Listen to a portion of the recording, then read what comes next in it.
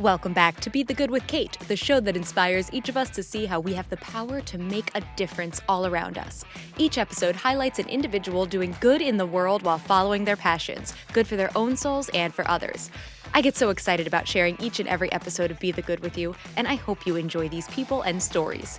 If you're new here, welcome, and if you are returning, thank you so much for your support. I'm so glad you found Be the Good with Kate and would love to hear from you. If you're finding value in these episodes, I invite you to share with someone who could also use this dose of good news, or tag me on social with your favorite quote from the episode. Every share, subscriber, review, and comment helps me to share these guests' wonderful work to more people. Thank you for your help in this. Now, on to this week's episode. Let's spread a little more goodness in the world. After 2 years of this wonderful labor of love, I will need to add in some sponsors to help the show grow and help these guests' incredible stories get out there to inspire more people. So I wanted to give you the heads up, and if you know a business of any size who would be interested in collaborating and aligns with our mission here, feel free to send them my way. Many thanks. In taking classes over the years or observing workout videos, one major piece that is often missing: stressing safety and form. Additionally, group fitness classes are often marketed as being open to all levels, yet how often do instructors not give modifications nor progressions so that each participant truly can get what he or she needs out of the class? So that's why I created the 101 series, which take things back to basics with 3 separate courses: Bar 101, Pilates 101, and HIIT 101, focusing on safety and efficiency so you can maximize your workouts. Be confident when you step into a group fitness class or workout on your own. Be strong in your execution of the most common exercises, and be proud of yourself for taking these huge steps forward on your health journey. Check it out at bebykate.com. The link is in the show notes. Welcome back to Be the Good with Kate. Today, I am so happy to introduce you to Brandy Ramirez. She is a remarkable woman who is a wife, a mother, a volunteer, a triathlete coach. She created SheStrong and has done so much more. She's a cancer survivor and just seems to never stop. SheStrong, just to give you a little background, celebrates women who have faced or are facing a cancer diagnosis and are challenging themselves to take the next step in their fitness journey. We strive to empower women and give them a positive environment where they can be motivated and inspire others. Brandy will tell you more, of course. So Brandy, thanks so much for being here. Thank you for having me. I super appreciate it. Absolutely my pleasure. And Brandy, please, I gave a tiny intro, but tell everybody more about who you are and what you do in your own words. Okay, so I am a certified Ironman coach. I'm a tri-dot coach. I have a bachelor's in science and health, certified in yoga and Pilates reformer, and I just became a USAT certified race director. Those are all things that are passions of mine. And I battled cancer back in 2017. They became a greater passion after my battle with cancer. I was almost at the end of my battle and my energy levels started coming back. I'm an Ironman competitor myself. And so we have these times where we have an off season, and then, we decide to go out for a quick run, kind of build up to get back into racing. So when I was doing my cancer, all I thought about was racing. I was just in race mode, trying to eat healthy, trying to stay as healthy as I could while battling my cancer. I got to the end and decided, hey, I'm going to do a run. I just want to do a quick 1 mile run, kind of see how I feel. So I went out and it was a huge disaster. I did not realize how badly 6 months of aggressive chemo, I had 13 bouts of radiation, and then I had an 11-hour surgery where they forced me into menopause at the age of 42 because my cancer is estrogen and progesterone fed. So they had to make sure my body stopped producing that. It was devastating. I went out, came home, just cried in the shower. It was, one of those moments where I was like, I kind of felt broken. And then I thought to myself, okay, I know how to start from the bottom. I have all this knowledge. So I'm going to start at the bottom. I'm going to build my endurance. I'm going to build my strength. I'm going to get myself back to where I was. And at that moment, I kind of had this aha moment. Like, how many other women have done this, gone through cancer, chemo, radiation, surgeries to beat it and decide, hey, I want to be stronger again. And I want to be better than I was prior to my diagnosis. And how many of them went to the gym or went out for a run or just whatever kind of fitness they were into, only to do what I did, to fail miserably and realize my body has really been through a lot. And how many of them don't have my knowledge? So how many of them just gave up? And so that day in that shower was when I decided to create SheStrong. I wanted to help other women and just say, you're not your diagnosis and you can be better. Wow. Wow. And to take one step back, were you always into fitness and health? I know your degree is in that. Did you grow up in sports or was this found along the way? No, so I did not grow up in sports. I was raised by my mom, who probably wasn't the best mom, right? We moved a lot. I never really had a stable foundation. I wasn't allowed to do sports because she didn't want to take me to my practices and to, like, I tried out for track and I made the track team. I tried out for basketball in junior high and I made that team, but she wouldn't allow me to do it. So no, I wasn't really raised in fitness. It wasn't anything that was on the forefront for me. I got into fitness after I had my third child, my son. It was just one of those things where, I wanted to be better and stronger. And so he would wake up at like 5 a.m. and I would nurse him and the whole house was just quiet, but I was still awake. And so I decided I'm going to start walking, here in Arizona at 5 a.m, especially in the summertime, it's already like 80 degrees, the sun's out. And yeah, so then it was just a slow progression. I started walking, then I started running, then I started doing like 5Ks and 10Ks. I had a really good friend who was training for an Ironman. And so I asked her what an Ironman was. I didn't know. So she broke it down. And I remember asking her, like, you do this in one day? And she was like, this is not a 3-day event. And I'm like, you're running a full marathon at the end. This should be a 3-day event. So I was like, what are you talking about? And so then for me at the time, I went into like the 70.3, which is a half Ironman, doing 70 miles in one race a day. Like that was more rational to me than doing 140.6. And so that's kind of how I got into it. I didn't get into yoga either or any of my degrees. Like I got certified in 2015 as an Ironman coach. And so all of those clearly happened later in my life, not when I was younger. I always think that's so interesting because I think we talked about this actually with Jason Bahamundi, who, for the audience, that is actually how Brandy and I got connected through a guest. I think his episode came out, I think in January, Jason. And he also said, I didn't always have this incredible fitness, just mentality and just ability, or the ability was there, but he didn't find it. And I think so often people hear like, oh, you do Ironmans. They're like, oh, well, you must always have been someone who did this sort of thing. But it's that, like, it's never too late to find, whether it's a whole new career or an entire love of fitness or to increase our health. It's never too late and you can always find it. And you started with walking early in the morning. And I love that. That's such an inspiration for people too, to start simple. Yeah, absolutely. That's, I tell all my athletes, and my best advice usually is, don't think you can go out and just go big and hard the very first day. You have to build up to it. And so, yeah, it was just a slow progression. I was walking and then I would like, hey, I'm going to run from here to the end of the block. And then just got bigger and bigger from there. So. Oh, that's incredible.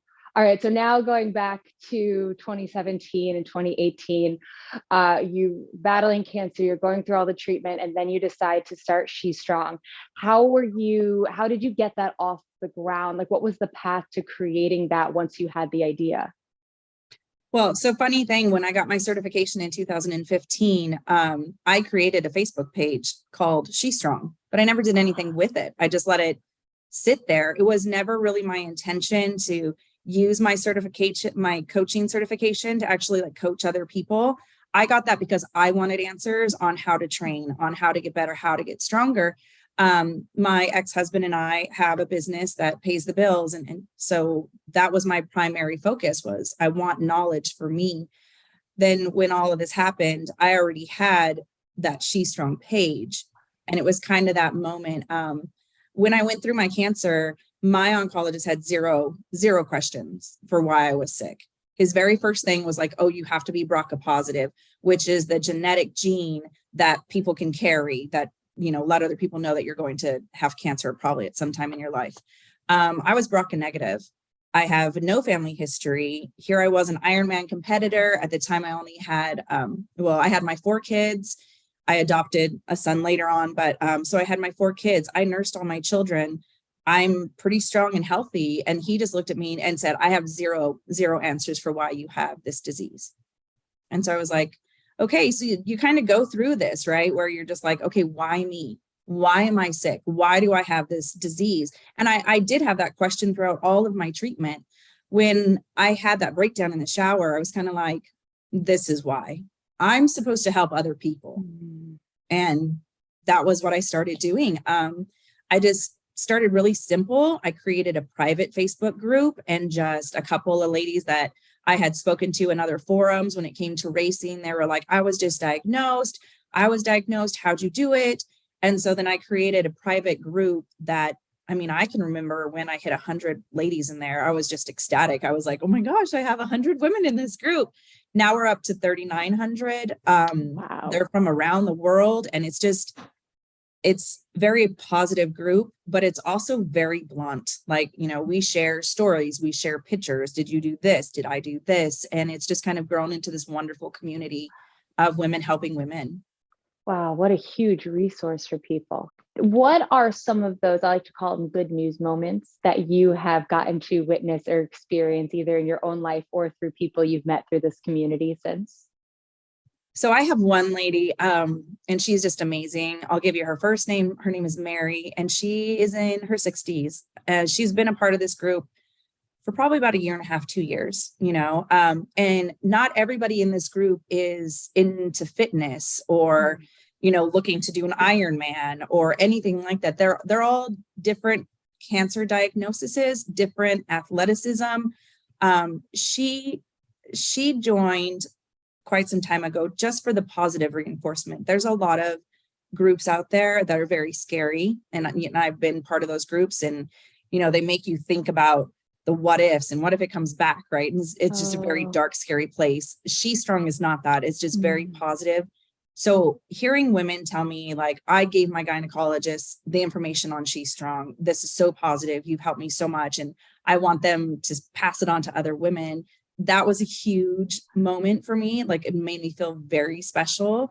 But this lady, Mary, I put up 5Ks once a year in this group, and she decided to do this 5K. And she wrote me later and she said, I've always been a couch potato. She's in her late 60s. I have never wanted to do anything. I have never thought about doing anything. Everybody in this group inspired me to do this 5K. And I was just like, that's amazing. This woman cycles almost every single day of her life now, even if it's just 10 miles. And she constantly is just like, look at all these stairs I climbed. Look at what I did today. And it's just so wonderful to know that she's up and she's active and mobile because she found inspiration in that group. Oh, that's fantastic. I mean, I'm also in the fitness industry and a personal trainer. So just seeing that from, your quote unquote everyday people, like finding those, oh my gosh, that was a huge step for you. It's so exciting. And then to add the whole health history on top of it that you're observing is just another 10 levels of awesome, so to speak. Yeah, it really is. And then the second year that we were SheStrong, I applied to USAT for a grant during COVID. USAT gave us a grant to create a SheStrong triathlon team. And so we raced in Maryland. There was 8 of us who raced individually. And then we had one relay team of 3 ladies. And so that was a wonderful moment too. And now, how was that? Because I was curious when you were telling the story about going through cancer treatment as well. How was it going from feeling like, oh, that 1 mile isn't going to happen to I'm back in a race? Yeah, so that was really crazy. I still remember it like it was yesterday. That happened in 2021. We went to Maryland. It's called the Eagle Man. So it's a 70.3. And I raced the entire race myself. I was not part of a relay team, but I remember landing on the plane in Maryland. And I was just like, this is so surreal. Like, am I really here? Am I really doing this? It had been 5 years since my diagnosis to the time that I got to race again.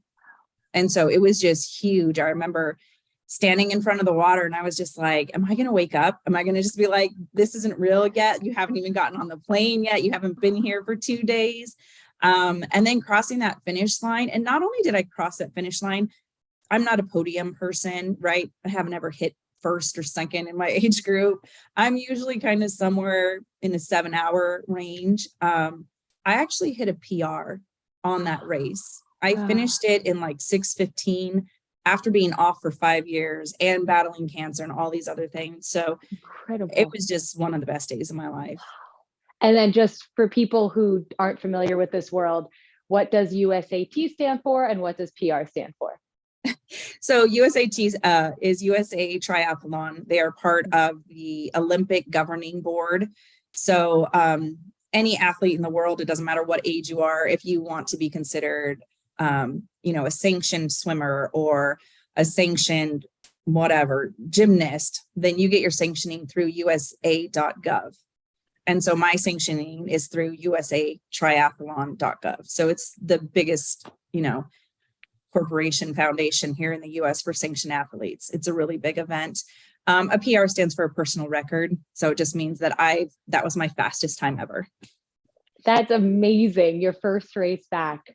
Do you do you now have any mantras or quotes or anything like that get you through these races or got you through the insanity of going through cancer treatment and then coming back to athleticism, anything that gets you through that? Yeah. So my mantra is really simple. It's 2 words: never quit. That's it. And so like my slogan is SheStrong, where she's strong and never quits.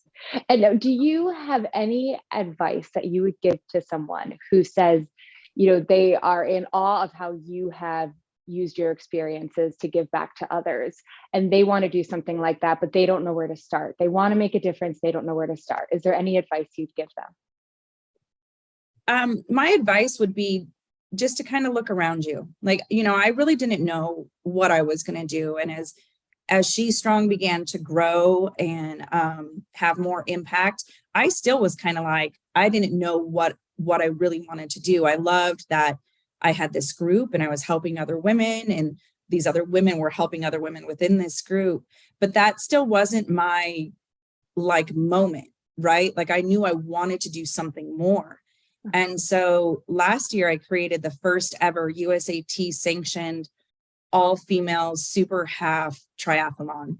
And it's for women who either have battled cancer, are battling cancer, or women can race in honor of somebody that they lost to cancer. And so that was my moment, but it took me a while, so I would say don't rush it. Don't feel like you have to force it. Like just be open to everything that's happening around you and kind of pay attention, and you'll find what really matters to you. Oh, wonderful. And reading about that event last year was incredible too. So please tell everybody where they can read more about you and find you online and follow you. So online, you can find me at SheStrongInc.com. Facebook, all you have to do is search SheStrong. There's a private group as well as a page. So if you're a female and you want to be part of that private group, make sure that you follow that link. You can find it on the website at SheStrongInc.com. We are creating a new website for the Monarch for that race. I'm happy to say that USAT picked it up, and this year it will be one of only 8 female races that USAT is putting in their women's series. Wow. So I'm super excited about that. And then if you ever want to race or donate part of that race, the registration from it, we use it to create scholarships for girls whose primary caregiver has faced cancer. Mm-hmm. So it really impacts children too, having to watch that happen to their family. Wow. Absolutely amazing with everything you're doing and have done and have overcome. And Brandy, I can't thank you enough for sharing your story here today. No, absolutely. Thank you so much for having me. Thanks so much for listening to Be the Good with Kate Chericello. Whether you're listening on YouTube or via podcast, it would mean the world if you liked, subscribed, and or left a review. You heard about the good? Now go out and be the good in your life this week. If you have stories of good news that need to be shared, please send me a message. Thanks again and have a great week.